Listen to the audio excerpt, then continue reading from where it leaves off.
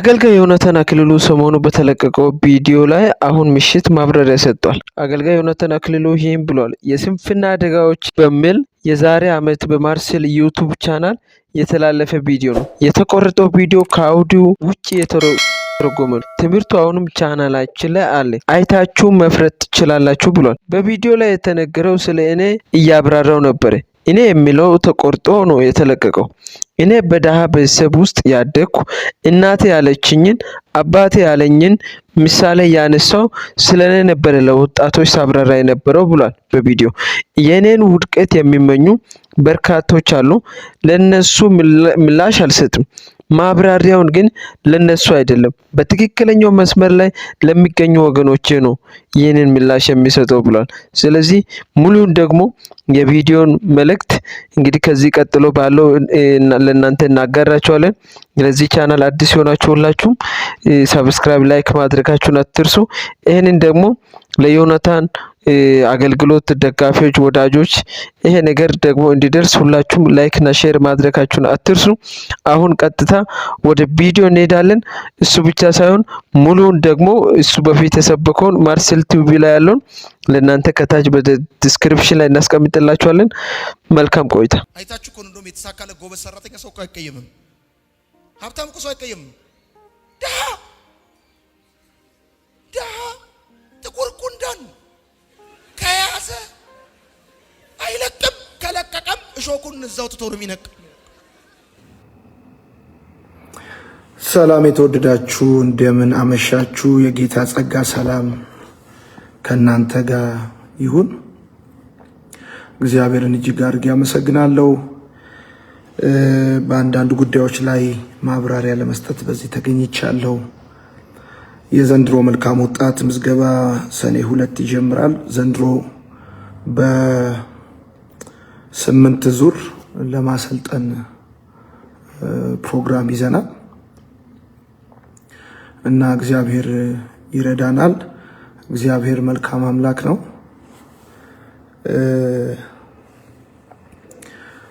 እግዚአብሔር እናመሰግናለን። እግዚአብሔር እስከዛሬ ድረስ ረድቶ እዚህ አድርሶናል። በቸርነት በምሕረት በደግነትና በመልካምነት እዚህ አድርሶናል። እግዚአብሔርን እጅግ አድርጌ አመሰግናለሁ። የዘንድሮ መልካም ወጣት ፕሮግራማችን ምዝገባው ሰኔ 2 ይጀምራል። ስልጠናችን ሐምሌ 6 ይጀምርና ጳጉሜ 1 ያበቃል። በ8 ዙር ማለት ነው። እግዚአብሔር እናመሰግናለን። ዛሬ ወደዚህ ወደ ላይቭ የመጣሁት በጣም ብዙ ከራሴ ጋር ከተነጋገርኩኝ ብዙ ሀሳብ ከሰለሰልኩ በኋላ ነው። እንግዲህ ይሄንን 3 ቀን 4 ቀን በሶሻል ሚዲያ ላይ ሲመላለስ የነበረ ጉዳይ አለ። ይሄንን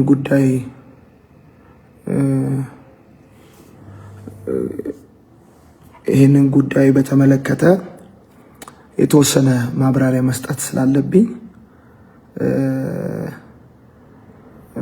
መልስ እንኳን ለመስጠት አልፈልግም። መልስ ለሁል ጊዜ ኔጌቲቭ ነገር ለሚያስቡ ሰዎች ነው። ማብራሪያ ግን ወዳጆቼ ለሆኑ አገልግሎቴን ለሚወዱ እኔን ለሚወዱ አገልግሎቴን ለሚደግፉ የምሰጠው ማብራሪያ ነው። ስለዚህ ሼር አድርጉና ይሄ መልእክት ብዙ ሰዎች ጋር እንዲደርስ አድርጉልኝ። ድምፁ እየተሰማ ከሆነ ይሰማል ብላችሁ በሉልኝ። ይሰማችሁ ከሆነ ማለት ነው። እና የምንፈልገው አይነት ቢያንስ 2000 ሰው ላይቭ ላይ ሲደርስ ወደ መልእክቴ ሐሳብ እገባለሁ። ይሄ መልእክት እንዲደርሳቸው የምትፈልጉ ሰዎች ኢንቦክስ አርጉላቸው። ይሄ መልእክቴ እንዲደርሳቸው ማለት ነው። ስለዚህ ቶሎ በሉና ሼር አድርጉልኝ። ወዳችኋለሁ። ወዳችኋለሁ። በቲክቶክም በፌስቡክም ነው ላይቭ እየተናገርኩ ያለሁት። ስለዚህ ከቲክቶክ ላይም ከፌስቡክ ላይም ሰዎች ወደዚህ መጥተው ማየት እንዲችሉ እንድታረጉ ጥሬን አስተላልፋለሁ ማለት ነው። ጥሬን አስተላልፋለሁ። እንግዲህ ይሄን 3 ቀን በሚዲያ ላይ ተላልፍ በነበረው ሐሳብ እሱ ላይ ነው ማብራሪያ የምሰጠው። ከዛ በፊት ግን የመልካም ወጣት ስልጠና ምዝገባው ሰኔ 2 ይጀምራል። ዘንድሮ ከዚህ በፊት በ7 እና በ6 ዙር ነበር። አሁን ግን በ8 ዙር ነው ዘንድሮ ስልጠናው የሚደረገው። ከዚህ አንፃር እንግዲህ በዚህ ዓመት እግዚአብሔር ይረዳናል። ብዙ ሰዎች እንደሚድኑ እንደሚለወጡ ተስፋ እናደርጋለን።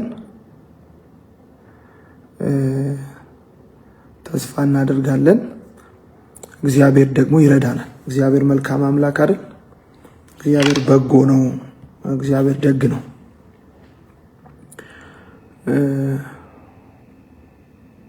እሺ ቲክቶክ ላይ 943 ሰው ታይኛል። ፌስቡክ ላይ 1100። ይሄን 2000 እናድርስና ወደ መልእክቴ እገባለሁ ማለት ነው።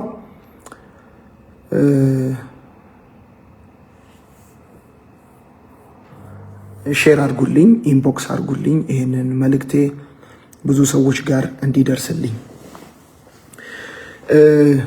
እንግዲህ በዋነኛነት አገልግሎት ከጀመርኩኝ ወደ መስከረም ሲመጣ 10 ዓመት ነው። በእነዚህ 10 ዓመታቶች ውስጥ 8 ዓመት የመልካም ወጣት ፕሮግራምን አዘጋጅተናል።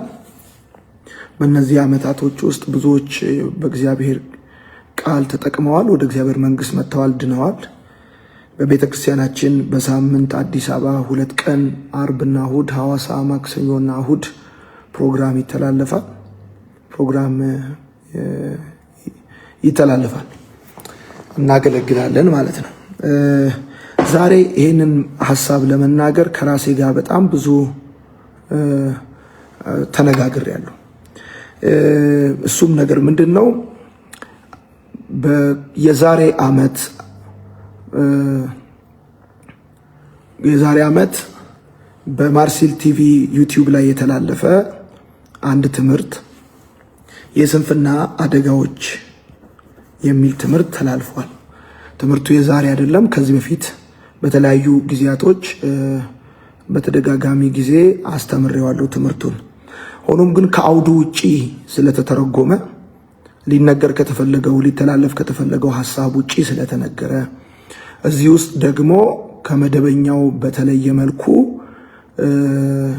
አንዳንድ ሰዎች ለፖለቲካ ጥቅማቸው፣ ሌሎች ሰዎች ለሃይማኖት ጥቅማቸው፣ እሺ ድምጼን ከፍ ላድርግ፣ ለተለያየ አላስፈላጊ በሆነ መልኩ በጣም ተለጥጦ ከአውዱ ውጪ ስለተተረጎመ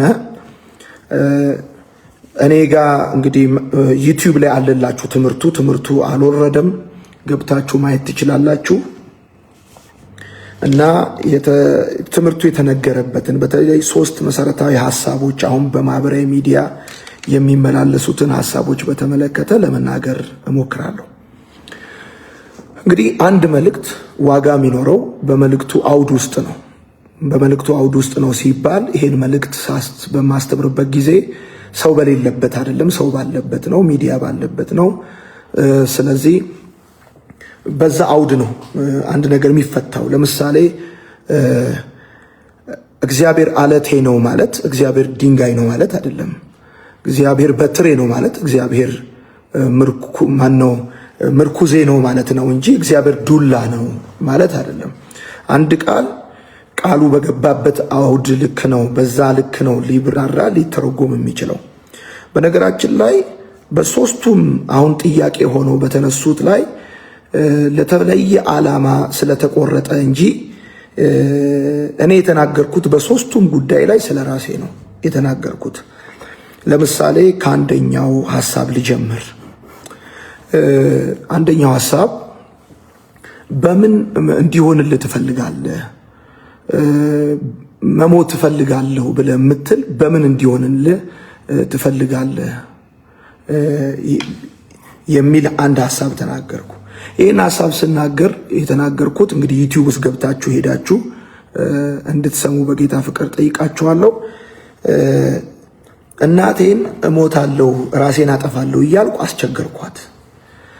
ራሴን አጠፋለሁ ብዬ ደግሞ ማስቸግረው እንደውም ይሄ መልእክቱ ራስን አጥፋ አይደለም። ብዙ ወጣቶች እኔ ጋር ይመጣሉ፣ ቤተሰቦቻቸውን ያስቸግራሉ። መኪና ይገዛልኝ፣ ባጃጅ ይገዛልኝ፣ ውጭ ሀገር መሄድ ፈልጋለሁ፣ የተለያየ ጥያቄ ይጠይቃሉ እና ይሄ ካልተደረገልኝ ራሴን አጠፋለሁ ይላሉ። ለዛውም እኔ ብዬ ነው የተናገርኩት። በሶስቱም ቦታ ላይ መልእክቱ ስለ ራሴ ነው የተናገርኩት። የተቆረጠበትን ቦታ እንዴት ተቆረጠ፣ ለምን ተቆረጠ፣ ዓላማው ምንድነው ይታወቃል።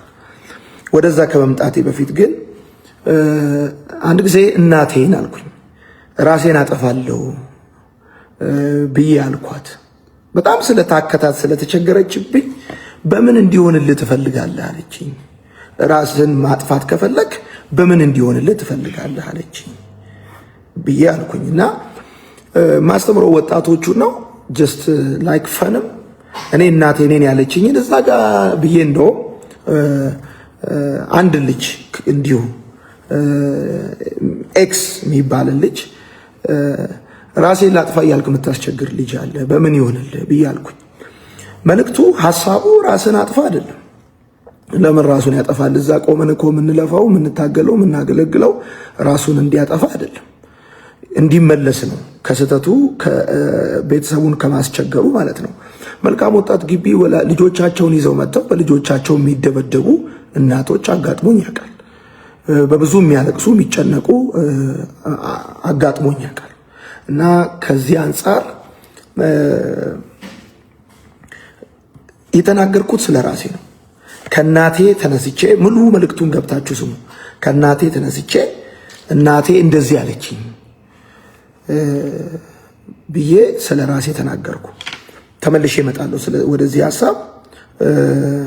ከዛም ሲቀጥል ደግሞ ስለ አባቴ ተናገርኩኝ። አንድ ጊዜ ሐዋሳ አባቴ ጋር ክረምት ሄድኩኝና አባቴ ወደ ቤት ይዞኝ እየሄደ እያለ በእግር ወክ እያደረግን እያለ አልኩኝ ሳይክል ወድቆ ባገኝ፣ ሳይክል እንዲገዛልኝ የፈለግኩት ሳይክል ወድቆ ባገኝ ብዬ አልኩት። በዚህ ጊዜ ትሽ ለቃቃሚ ብሎ አለኝ።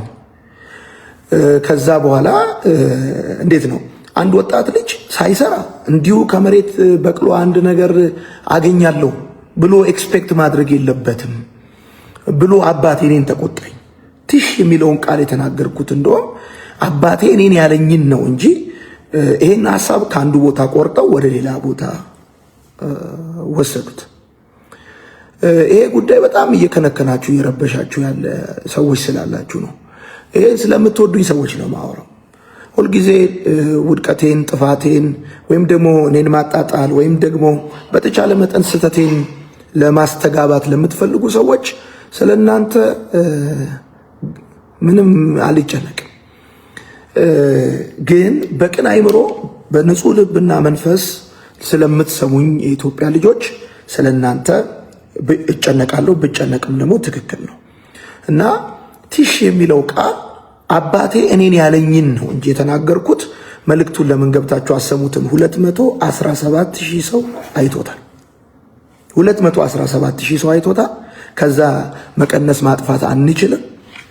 የመልእክቱ የትምህርቱ ዋና ዓላማ ስራ ስሩ ነው።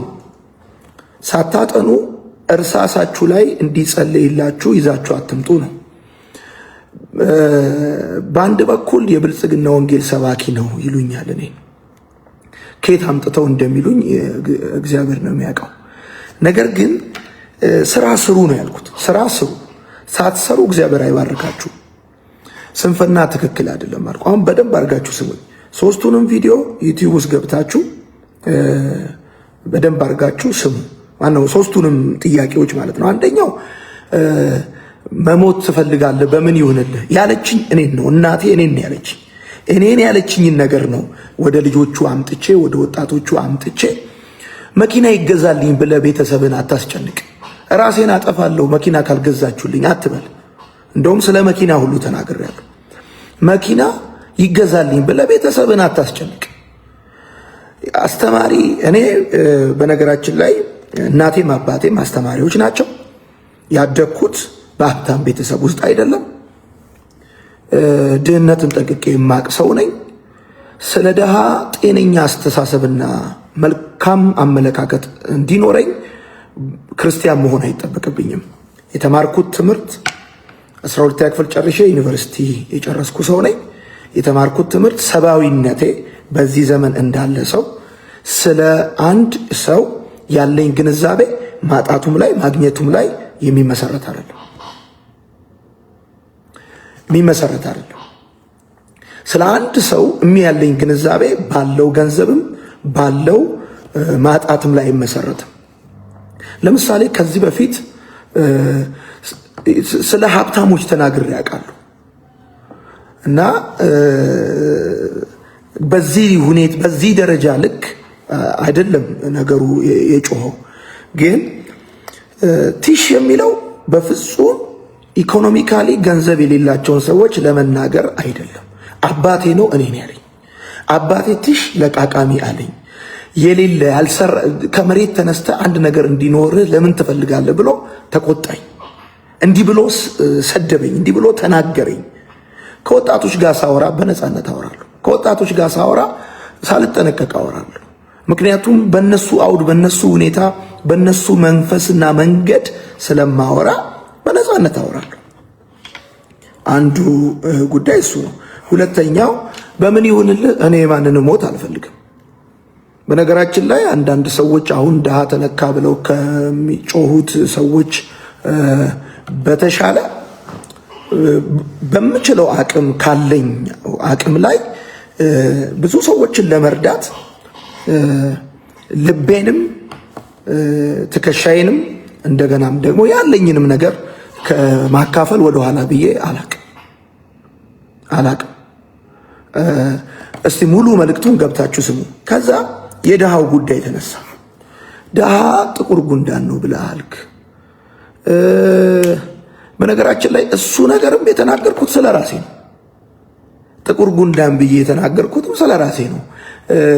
እንዴት? የአባቴ ዘመዶች በአብዛኛው አሜሪካ ናቸው የሚኖሩት የሚል ነገር ይነገረኛል።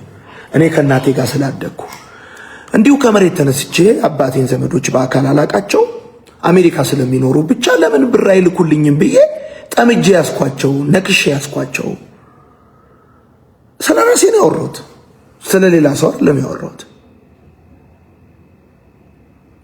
በነገራችን ላይ አሁን እዚህ ጋር መጥቼ ማወራው በየዓመቱ ወቅት እየጠበቁ እኔን ለማጣጣልና አገልግሎቴን ለማስቆም ጥረት ለሚያደርጉ ሰዎች ለጥያቄያቸው መልስ ሰጥቼ አረካቸዋለሁ ብዬ አይደለም ማወራው። ለእናንተ ጥያቄ መልስ ሰጥቼ እናንተን ለማርካት ወደ ትላንትም ዛሬም ወደፊትም ምንም ሐሳብ የለኝም። እኔ አሁንም ማወራው በቅን መንፈስና በቅን ልብ እኔን ለሚሰሙ አገልግሎቴን ለሚወዱ ከኔ ለተማሩ ይሄንን እኮ ብዙ ሺህ ሰዎች ፊት ለፊት መልካም ወጣት ላይ ቸርች ላይ ማስተምራለሁ። እኔ ዮናታን አክሊሉ ድሃ እንደማልንቅ ድሃ እንደማልጠላ ከንግግሬ በላይ ኑሮዬና አገልግሎቴ የመጣሁበት መንገድ ይመሰክራል። እና ከዚህ አንጻር አጎቶቼን ገና ለገና ገንዘብ አላኩልኝም በሚል ዘመዶቼን በሚል ጠምጄ ያስኳቸው፣ ነክሼ ያስኳቸው። ምክንያቱም ከዛ በፊት ለፊት ያለውን ነገር እኔ እንግዲህ ይሄን ነገር ሐሳቡን ለማብራራት ብዬ ቃላት ጨምሬ ያልናገረው፣ ግን በደንብ ስሙት። ድሃ ጥቁር ጉንዳን ነው የሚለውን ሐሳብ የተናገርኩት እኔ ቤተሰቦቼን ጠምጄ ያስኩበትን የገዛ ዘመዶቼን ጠምጄ ያስኩበትን አጠማመድ ለመናገር ነው እንጂ ማንንም ለመናገር አይደለም። ስለ ራሴ ነው የተናገርኩት። እንዴት ባለ ሁኔታ ቤተሰቦቼን ገና ለገና አልረዱኝም። ከአሜሪካ ስለሚኖሩ በስመ አሜሪካ ገንዘብ አላኩልኝም ብዬ ጠምጄ ያስኳቸው። ልክ ጥቁር ጉንዳን ነክሶ እንደሚይዝ ልክ እንደዛ ነክሼ ያስኳቸው። ምንም ባላረኩት ለምንድን ነው እነሱ ለኔ የሚልኩልኝ? ለምንድን ነው እነሱ የምጠምዳቸው? የአባቴ ወንድሞች ቤተሰቦች ብቻ ስለሆኑ በአካል እኮ አላቃቸውም። ከሚነገረኝ ነገር ተነስቼ ቅድም እንዳልኳችሁ እግዚአብሔር አለቴ ነው ማለት እግዚአብሔር ድንጋይ ነው ማለት አይደለም። እግዚአብሔር የመኖሬ ህልውና ነው፣ ህልውናዬ ነው ማለት ነው አይደል?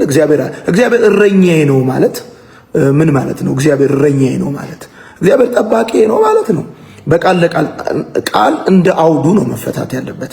ቃል በተነገረበት ሐሳብ ነው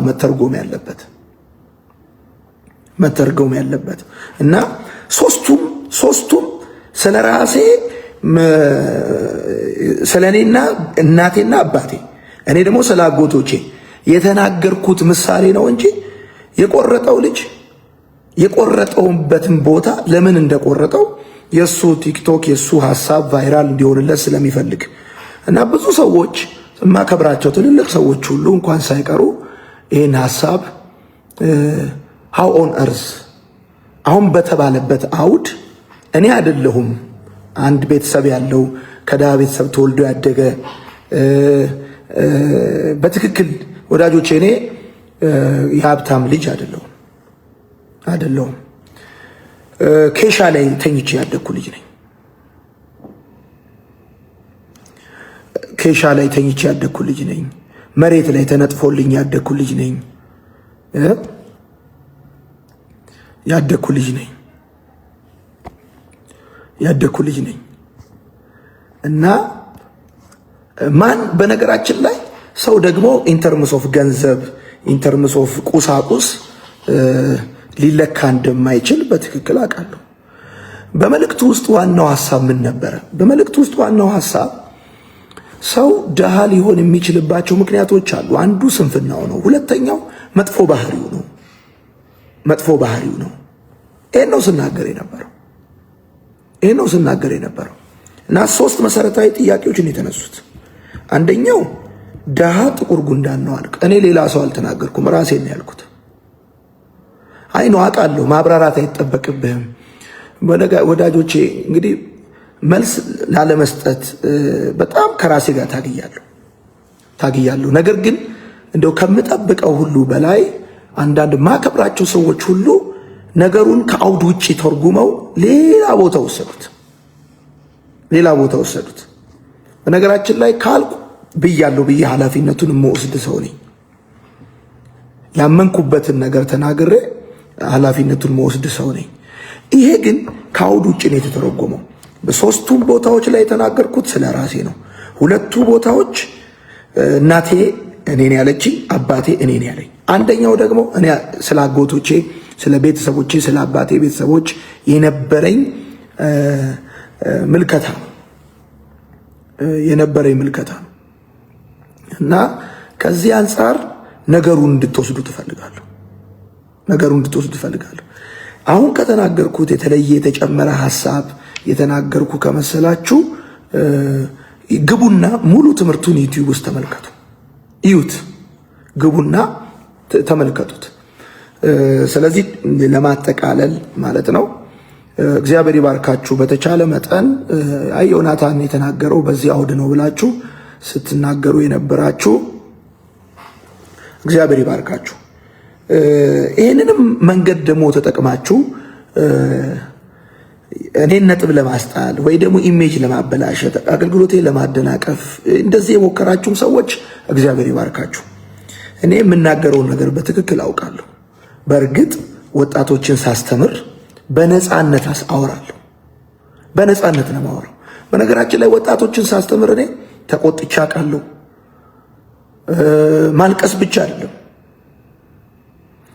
ማልቀስ ብቻ አይደለም ተቆጥቼ አውቃለሁ። ባለፈው ዓመት እናቱን ፊት ለፊቴ ሲሰድብ ሲመታ የነበረ ልጅ ጋር ተጋጭቻለሁ። ለምን ትመታታለህ? ለምን ትነካታለህ? ባሳደገች ነው ወይ ብዬ ተቆጥቼ አውቃለሁ።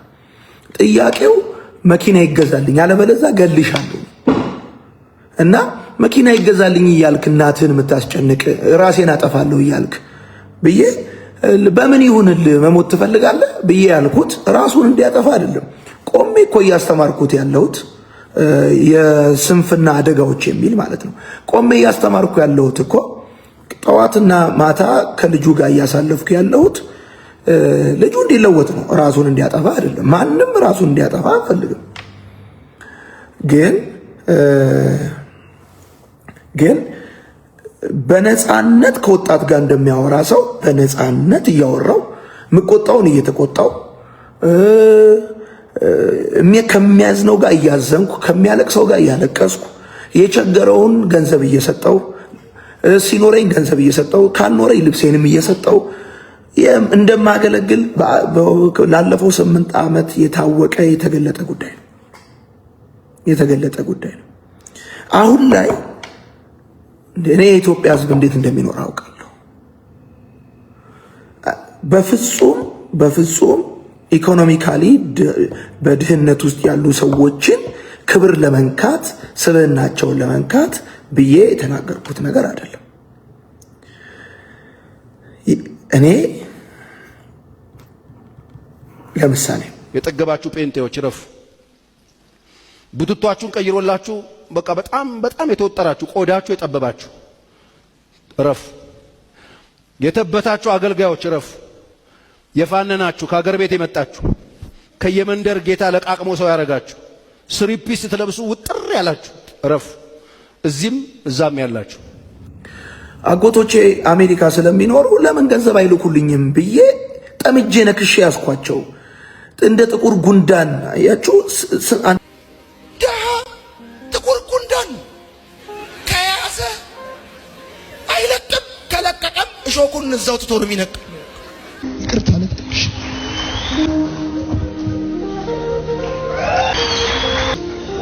እኔ እዚህ ጋር እንድቆም አንቺ እዛ ጭስ ውስጥ ስለቆምሽ አመሰግናለሁ። እኔና ይቅርታ አድርጊ። አሁን እንኳን እኔና አንቺ በዚህ ሰዓት ሳቅፍሽ ጠረናችን በጣም ልዩነት አለው።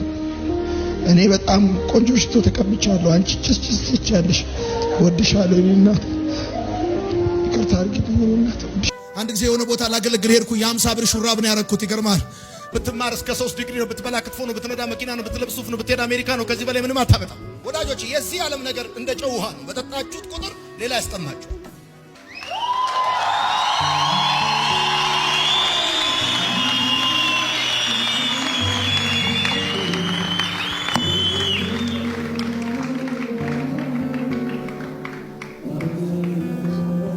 ይህንን ለእናት ትወስድና አንገቷ ላይ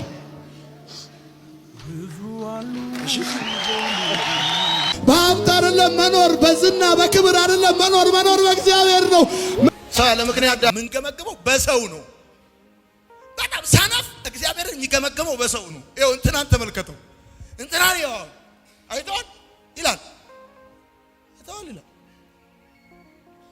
እኔ ድሮ ቤተሰቦቼ በአንድ ወገን ያሉት የአባቴ ቤተሰቦች ሁሉም ውጪ ናቸው ይሉኛል።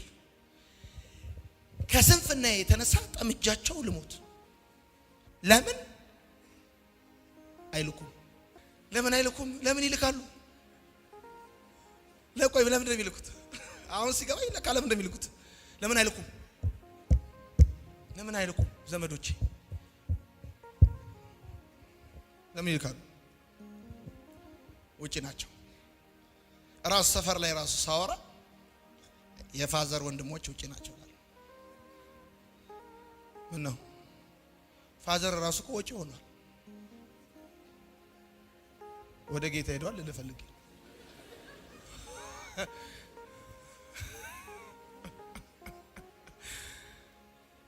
ሰነፍ አይቀየም።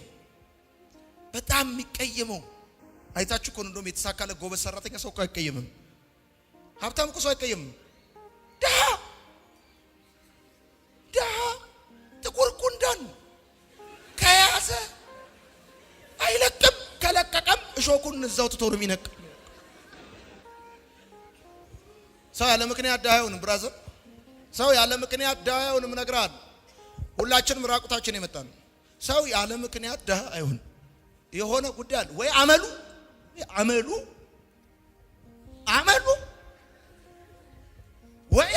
ነው ድሃ ያደረገው። ከዛ ሲቀጥል ስንፍና።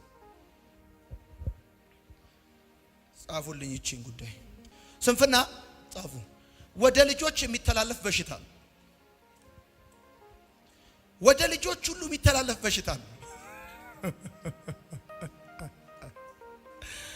አንድ ተላላፊ በሽታ እስካሁን ክትባት ያልተገኘለት በሽታ ቢኖር ወደ ልጆች።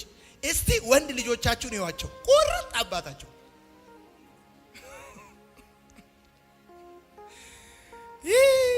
አልኩ። በቃ ጌታ ሆይ ያልኩ እየጸለይኩ ነው።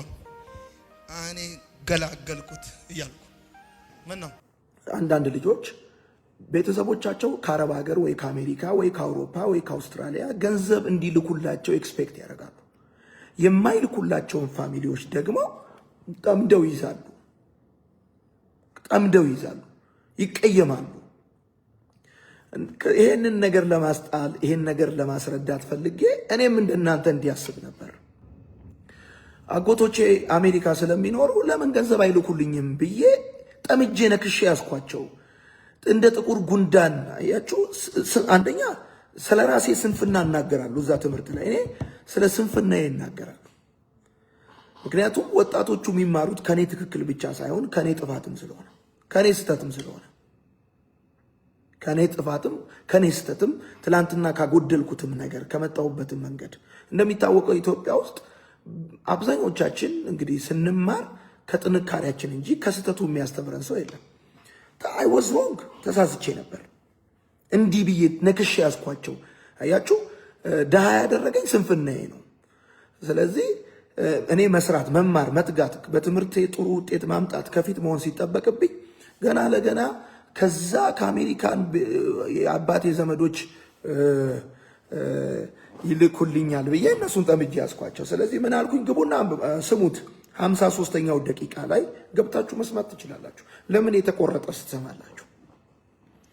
የ2-3 ሰከንድ ከምትሰሙ ማለት ነው።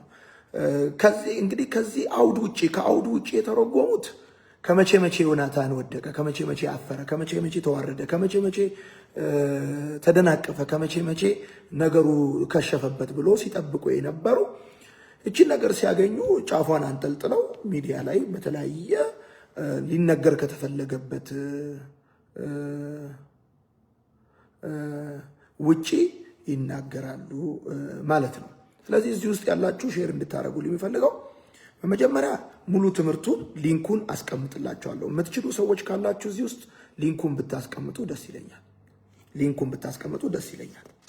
ወደፊትም በነገራችን ላይ ወጣትን ማስተምር ከሆነ እኔ ጋር ሊመማር ይመጣ ከሆነ የውሸት ሆኜ አላስተምረው፣ የፌክ ሆኜ አላስተምረው፣ ሪል ሆኜ ነው ማስተምረው።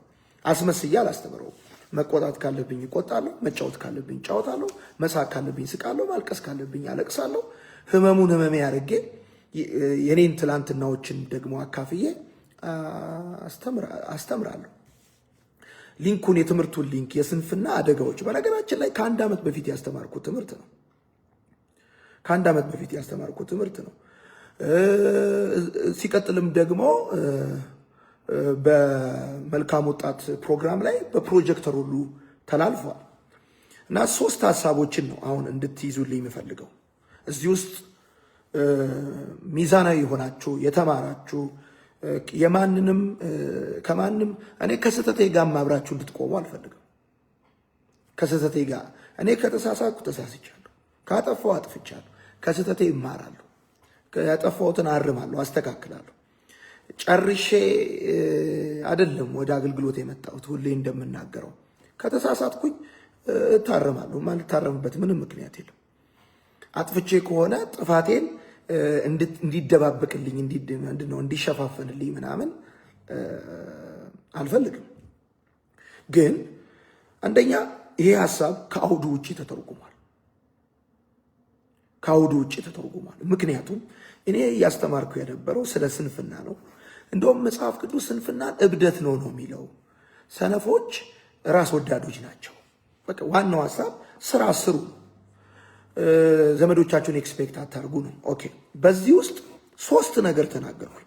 እንግዲህ ሰዎችን አስቆጣ የተባለ በተለያዩ ሰዎች ወዳጆቼ የላኩልኝ 3 ነገር ተናገርኩኝ። አንደኛ እቺን ቲሽ የምትለዋን ራሱ ቆርጠው ወደ ድሃ ለሚለው ሐሳብ ከአንድ ቦታ ላይ ቆርጠው ወሰዱት ወደ ሌላ ቦታ።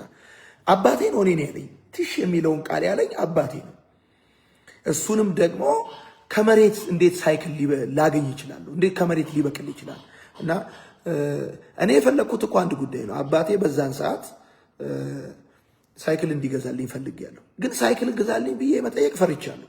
ስለዚህ ምን ያልኩኝ እዛ መሬት ላይ ሳይክል ወድቆ ባገኝ ብዬ ስለው ትሽ ለቃቃሚ ያለኝ እና አባቴ ከዛ በኋላ ቀጥሎ የተናገረኝ ነገሮች አሉ።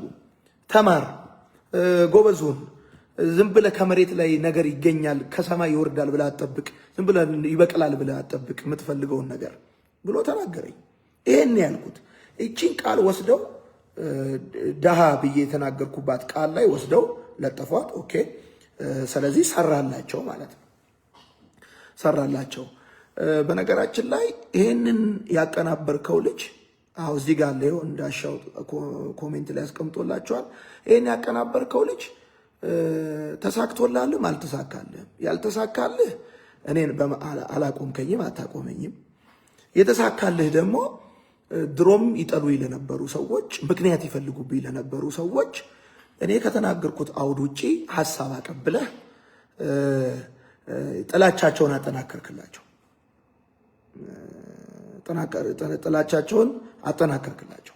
ከዛ አንዱ እሱ ነው። ሁለተኛው በምን እንዲሆንልህ ትፈልጋለህ? መሞት ትፈልጋለህ? በምንድን ነው መሞት የምትፈልገው? አትሞትማ ምናምን ብዬ ጀስት እንደ እናቴ ነን ያለችኝንም ይዤ ወጣቶቹ እንዲስቁ እንዲጫወቱ ተናገርኩኝ። ይሄን ስናገር እንዲሞት የማንንም ይሄን ለማሰብ በነገራችን ላይ ክርስቲያን መሆን አይጠበቅባችሁ። አንድ ሰባዊ በዚህ ዘመን ስማርትፎን የሚጠቀም አንድ ሰባዊ ፍጡር፣ አንዳንዶቻችሁ በነገራችን ላይ እዚህም ውስጥ ብናገር ደስ ይለኛል። በቃ እኛ አገልጋይ ስለሆን በቃ ሞራል የሌለን አድርጋችሁ የምታስቡ ሰዎች በጣም ታሳዝኑኛላችሁ። ሞራል የሌለን አድርጋችሁ የምታስቡን ሰዎች ማለት ታሳዝኑኛላችሁ። እንዴት ብዬ እንደምናገረው ራሱ በቃ ማለት እኛ እኮ እኔ ለምሳሌ ለአንድ ሂውማን ቢንግ ሰው ለሆነ ሰው መልካም ለማሰብ አገልጋይ መሆን አይጠበቅብኝም። በአስተዳደግም ሆነ በትምህርት ቤተሰቦች የሚችሉትን ያህል አስተምረውኛል። አይጠበቅብኝም። ሂውማኒቲ መልካም ስሜት እንዲሰማኝ ጥሩ የሆነ ከበሬታ እንዲኖረኝ ለሰው ልጅ አገልጋይ መሆን አይጠበቅብኝም። በዚህን ያህል እኔ እንድጠላ ጥረት ማድረግ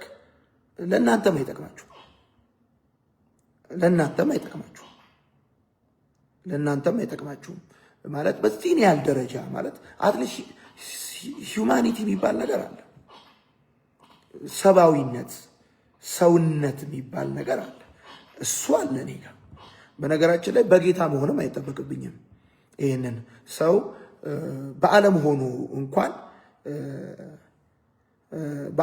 እንኳን የሚኖረውን ህይወት እኔ በጌታ ሆኜ የማጣበት ምንም ምክንያት የለም። ገባችኋል? ቤተሰብ አለኝ፣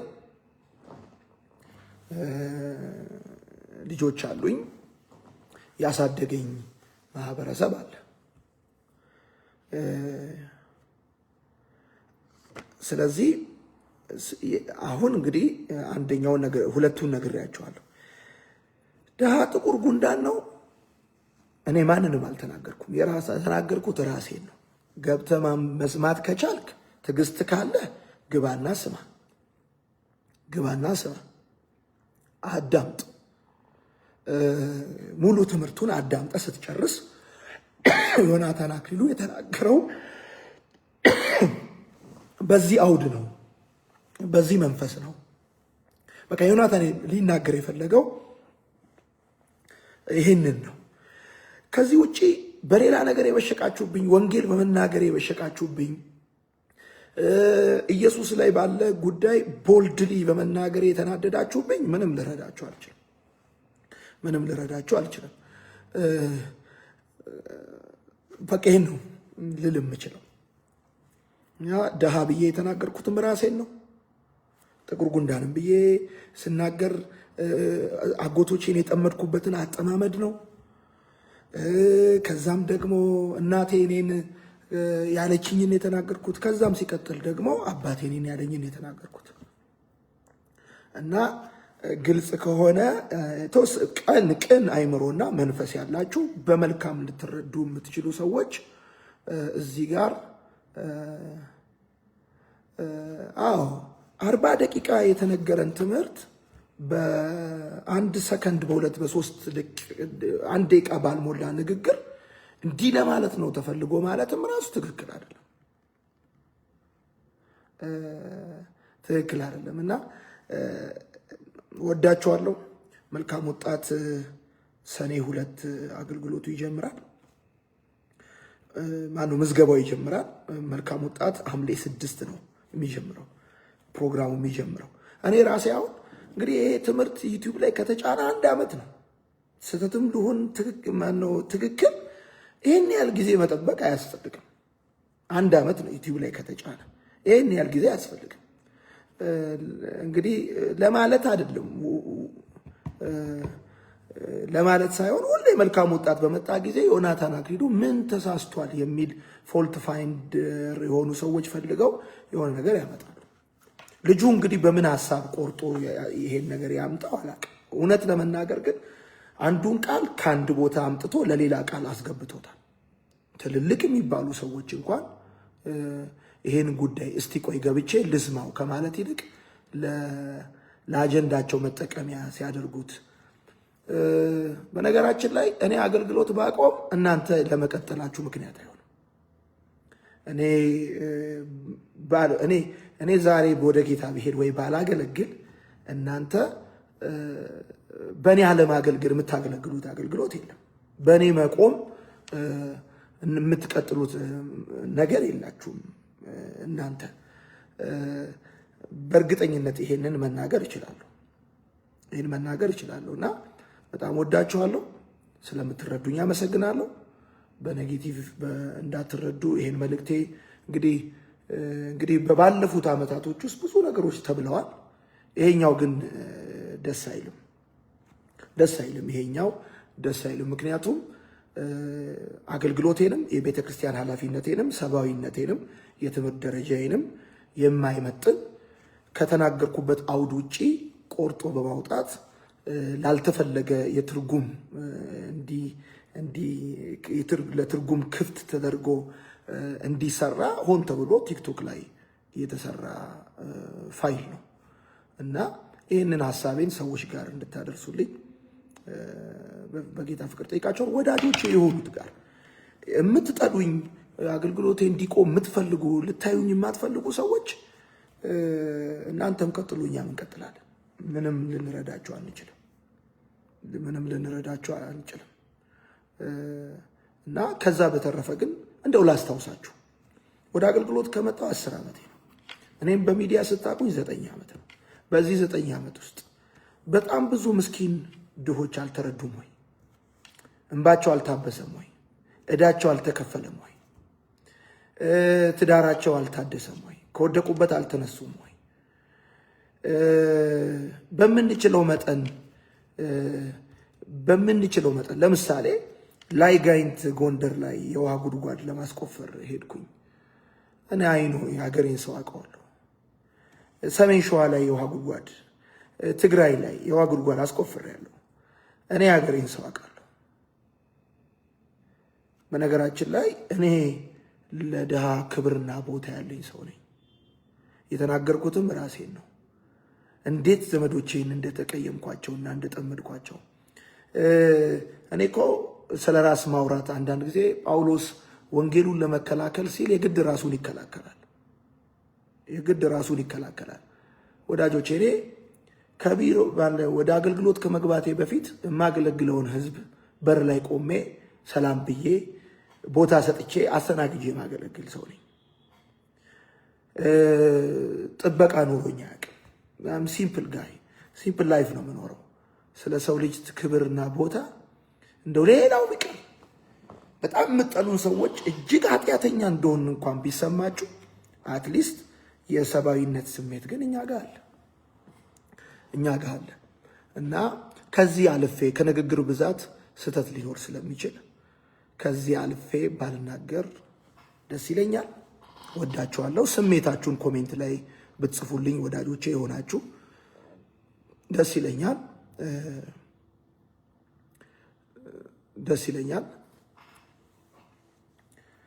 እውነት ለመናገር ከሌላው ጊዜ በተለየ እኔም እድሜ ከአንድ ሰኔ 8 40 ዓመት ይሞላኛል እና ያው አንዴ መናገር ስለተጀመረ እድሜያችን እኛው የሚደበቅ አይደለም እና ይሄንን አሁን ልናገር መልስ ማብራሪያ ልስጥ በጣም ዲያሌማ ውስጥ ሆኜ የተቸገረ ነው።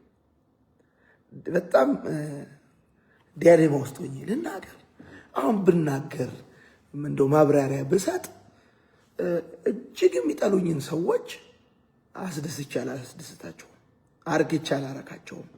ምክንያቱም እነሱ የሚረኩት በእኔ መቆም ነው እንጂ ተሳስቼም ከሆነ በእኔ መታረም አይረኩም። ኦኬ ልትል የፈለከው እንዲህ ነው፣ በእሱ አይረኩም።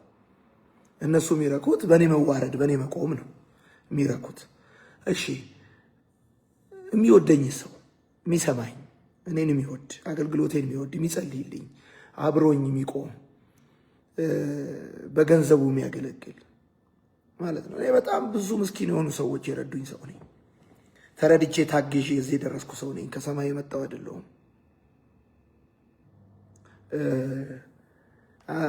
አይደለም እንደሱ አይደለም። የእናንተን ፍላጎት ልሰጣችሁ አይደለም እዚህ የመጣሁት እና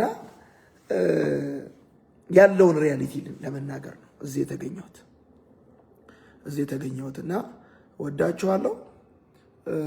ከአውድ ውጪ በተለቀቀው ቪዲዮ ቅር የተሰኛችሁ ሰዎች ካላችሁ ሪሊ አም ቬሪ ሶሪ፣ አዝናለሁ። ደግሞ ይቅርታ መጠየቅ እፈልጋለሁ። ግን በቃ አጠቃላይ ሐሳቡ ይሄን ይመስላል። ጌታ ኢየሱስ ክርስቶስ ይባርካችሁ። ወደፊት እንቀጥላለን ወይ ደግሞ እንቀጣጠላለን። ያልጨረስኩላችሁ ሐሳብ የእነዚህ ሰዎች ሐሳብ እንዳለ ሆኖ እሺ የሚወዱን ሰዎች እኛን የሚሰሙን ሰዎች የሚወዱን የሚከታተሉን ሰዎች ጥያቄ ፈጥሮባቸው ለምን ይቅር። ስለዚህ የምትወዱኝ አገልግሎት የምትሰሙ ሰዎች አሁን እኔ ያወራሁትን ሰምታችኋል። ይሄን ሐሳብ ይዛችሁ ትምህርቱ ጋር ሄዳችሁ ተከታተሉ። እንደውም ኮሜንቶቹን ገብታችሁ ዩቲዩብ ላይ አንብቧቸው። በዚህ ትምህርት ተለውጫለሁ፣ ተባርኬያለሁ። አንዳንዶቹ እንደውም እኔ ኦርቶዶክስ ነኝ ይሄ ትምህርት ለውጦኛል። በቃ ጀስት ፋይት ሳደርግ የነበረው ስራ ስሩ፣ ፋሚሊያችሁን አታስጨንቁ እና ሶስቱም ሐሳብ በቀጥታ ስለ ሬ የተነገረ ንግግር እንጂ ስለ ሌላ ሰው አይደለም። ሲቀጥል ደግሞ ከወጣት ጋር ሳወራ እንደ ወጣት ነው ማወራው፣ በአውዱ ነው ማወራው እና ውጭ ሀገርም ሀገር ውስጥም ያላችሁ ሰዎች ኢቭን አሁን ለምሳሌ ይሄ የተናገርኩት ሐሳብ ብዙ ሰዎች ጋር እንዲደርስ ሼር ብታደርጉልኝ፣ አንዳንድ ሰዎች ጋር ሜንሽን ብታደርጓቸው ደስ ይለኛል። ስለዚህ እኛ እንቀጥላለን። አሁን ሰኔ 2 ምዝገባችን ይጀምራል። በዚህ ዓመት እንደውም ዙሩን ጨምረናል። በፊት 7 ዙርና 8 ዙር ነበር የምናደርገው። አሁን 7 ዙርና 6 ዙር ነበር የምናደርገው። አሁን 8 ዙር ነው በዚህ ዓመት የምናደርገው። ቴንክ ዩ ሶ ማች ኤርሚ፣ ዜዶ፣ ሌሎቻችሁ ብሩኬ ቴንክ ዩ ሶ ማች። እግዚአብሔር ይባርካችሁ። ወዳችኋለሁ። ወዳጆቼ የሆናችሁ ሁልጊዜ የኔን መልካም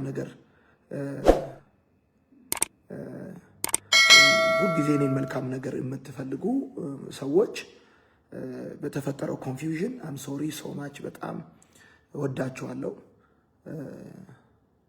እግዚአብሔር አምላክ ይባርካችሁ። ስሙት። ማነው ሊንኩ እዚህ ላይ እያስቀምጡላችሁ ነው። ሊንኩን ብታስቀምጡላቸው ደስ ይለኛል። ሊንኩን እዚህ ላይ ታገኛላችሁ። ከዛ በፊት ግን አንድ ነገር እንደው አዘጋጅቻለሁ። እሱን ቲክቶኩ ይቋረጣል፣ ፌስቡክ ላይ ታገኙታላችሁ እና ልበለው አንድ ጽሁፍ አዘጋጅቼላችኋለሁ። እሱን ተናግሬ አንብቤላችሁ አንድ ጽሁፍ አዘጋጅቻለሁና እሱን ላንብብላችሁ። ጥቁር ጉንዳን። አዎ ጥቁሩ ጉንዳን እኔ ነኝ። በእድሜ ማለዳ በለጋነቴ ስንፍና ያደየኝ መናጢ ድሃ፣ በባህር ማዶ በሚኖሩ አጎቶቼ የምመካ ሰነፍ፣ ፍራንክ ካላኩልኝ የማቄም ከነከስኩ የማለቅ ጥቁር ጉንዳን፣ እሾኬን ተክዬ የምወድቅ በስንፍና የተሰነካከልኩ ድሃ፣ ገና ልጅ ሳለሁ በምኞት ሳይክል የምነዳ የስንፍና እስረኛ እኔ ነኝ። አንድ ቀን ለዛ አባቴ ምኞቴን ብነግረው ሳይክል ወድቆ ባገኝስ ብለው ቁልቁል እየተመለከተኝ ትሽ ለቃቃሚ ቢለኝ ከስንፍናዬ ነቃው፣ ፈጥኜ ራቁትነቴን ተረዳው። ስንፍናን ካልጣልኩ እንደማልቀጥል አወቅኩ። ነገሬና ትምህርቴ ካልገባችሁ ድሃ ይጠላል፣ የብልጽግና ወንጌል ሰባኪ ነው፣ የብልጽግና ፓርቲ ፍልስፍና አራማጅ ነው ብላችሁ ስደውኝ፣ ግን ከድሃው እኔ ጋር ከሰነፉ ማንነቴ ጋር አደራ አታስታርቁኝ። ይልቅ ትንፋሼን አትቆራርጡ፣ ተውኝ፣ ሙሉ ቃሌን ስሙ። ሚስጥር ልንገራችሁ፣ እንደናንተ ነበርኩ፣ እንደኔ ሁኑልኝ። ጥቁር ጉንዳን እኔ ነኝ፣ አጎቴን የነከስኩኝ ብዬ ጻፍኩኝ።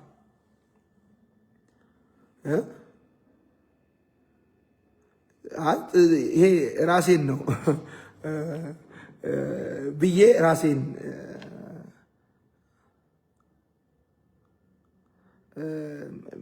ስለ ራሴ ይሄንን ማስታወሻ ጻፍኩኝ፣ ስለ ራሴ ማለት ነውና ይሄ ሌላ ጊዜ ይቀመጥና አንድ ቀን መጽሐፍ ላይ ይወጣል። እና በጣም ወዳችኋለሁ። ጌታ ኢየሱስ ክርስቶስ ይባርካችሁ። ስለተረዳችሁኝ፣ ከኔ ጋር ስለቆማችሁ፣ አብራችሁኝ ስላላችሁ፣ ደግሞ ስለምትረዱኝ፣ ደግሞም ስለምትሸከሙኝ፣ ደግሞም አብረን እየወደቅን እየተነሳን ስለምንቀጥል አመሰግናለሁ። መልካም ጊዜ ይሁንላችሁ። ተባረኩልኝ። እረፉ፣ ትዋረዳላችሁ። እኔ እግዚአብሔር ሲያዋርድ አይቼ አውቃለሁ። የከበሩ አገልጋዮች ሲዋረዱ አይቻለሁ። መዋረድ መሞት ብቻ እንዳይመስላችሁ። ባዶህን ቀፎ ሆነህ ትቀራለህ። ሞገስ አልባ ትሆናለህ። እረፍ። ጌታ ሲያከብር ተከበር። ከየት እንደተነሳህ ወቅ። ማንም አይደለህም አንተ። ለጌታ የተነጠፈው የኔ ነው እያልክ ያለ እረፍ። ለጌታ የተነጠፈው ለኔ ነው እያልክ ያለ ክብር እየጠራረክ ያለ አህያ እረፍ። የሰማይ ምክር ነው። እረፉ። ዱቄት ነህ አንተ። እረፉ።